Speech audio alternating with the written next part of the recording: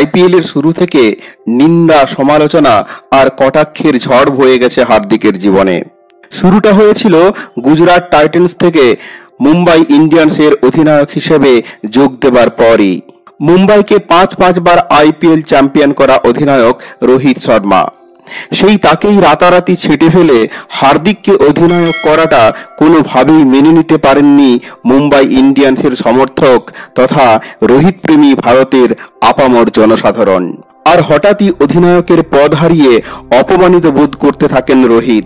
তার উপর মাঠে নেমে ফিল্ড পজিশন চেঞ্জ করার সময় রোহিতের উদ্দেশ্যে করা বিচিত্র ভঙ্গি নিয়ে সোশ্যাল মিডিয়া জুড়ে ঝড় ওঠে হার্দিকের বিরুদ্ধে।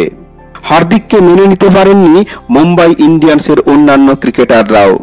স্বভাবতই দুই দলে ভাগ হয়ে যায় দলটা। ফলস্বরূপ একের পর এক ম্যাচ হেরে পয়েন্ট তালিকায় একেবারে নিচে চলে যায় মুম্বাই, ছিটকে যায় প্লে অফ থেকে। আইপিএল অভিযান শেষ হবার আগেই হার্দিকের জীবনে ওঠে আরেক ঝড়, যা তার ব্যক্তিগত জীবনকে একেবারে তছনছ করে দেবার জন্য যথেষ্ট। তার স্ত্রী নাতাশা স্ট্যানকোভিচের সঙ্গে বিবাহ বিচ্ছেদের খবর ছড়িয়ে পড়ে সোশ্যাল মিডিয়ায়।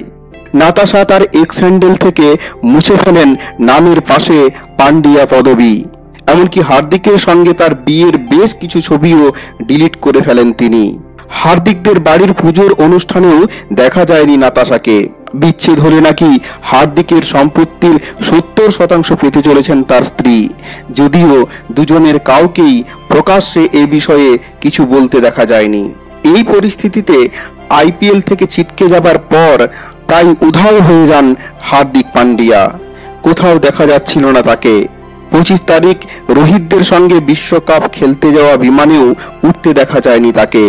তিনি নাকি বিপর্যয় সামলে উঠতে একাই ছুটি কাটাচ্ছিলেন। একাই লন্ডন থেকে সরাসরি নিউ ইয়র্কে গিয়ে যোগ দেন ভারতীয় দলে। এদিন সকালে ভারতীয় দলের সঙ্গে খোশ মেজাজে অনুশীলন করতে দেখা গেল তাকে।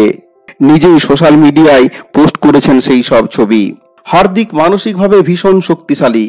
ওয়ানডে বিশ্বকাপ চলাকালীন চোট পেয়ে টুর্নামেন্টের মাঝামাঝি সময় থেকেই ছিটকে গিয়েছিলেন হার্দিক। সেই চোট সারিয়ে সরাসরি নেমে পড়েছিলেন আইপিএল এর মতো প্রতিযোগিতামূলক টুর্নামেন্টে।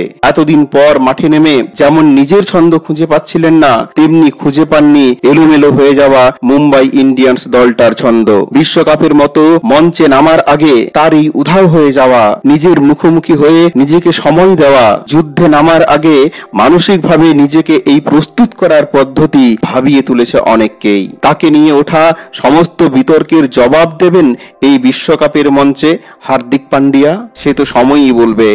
তবে হার্দিক প্রাণপণে চাইছেন নিজেকে ফিরে পেতে। ব্যক্তিগত জীবনের ঝুলকালিকে নিজের পারফরমেন্স দিয়ে ধুয়ে মুছে সাফ করে ফেলতে চান তিনি। শেষ পর্যন্ত হার্দিক কতটা সফল হন তা দেখার জন্য অধীর আগ্রহে অপেক্ষা করছে ক্রিকেট প্রেমীরা। ভিডিওটি ভালো লাগলে অবশ্যই একটি লাইক করে দাও। দেখা হোক পরের ভিডিওতে।